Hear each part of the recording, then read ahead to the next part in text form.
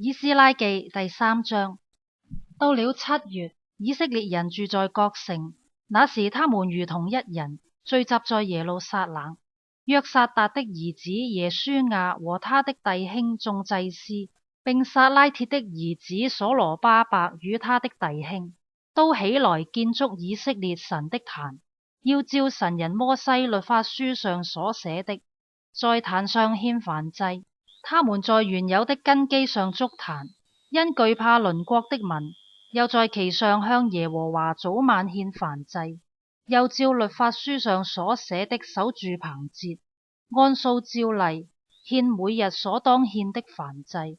其後獻常獻的燔祭，並在月朔與耶和華的一切聖節獻祭，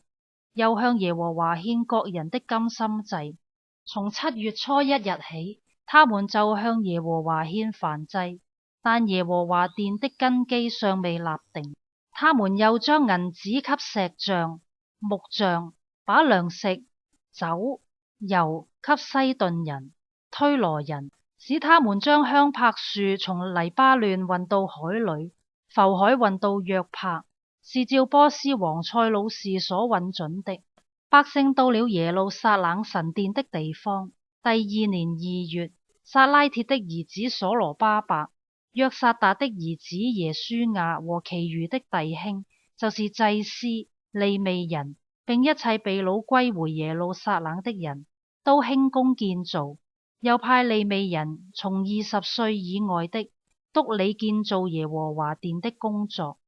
於是猶大的後裔，就是耶書亞和他的子孫與弟兄，甲篾和他的子孫，利未人希拿達的子孫與弟兄，都一同起來，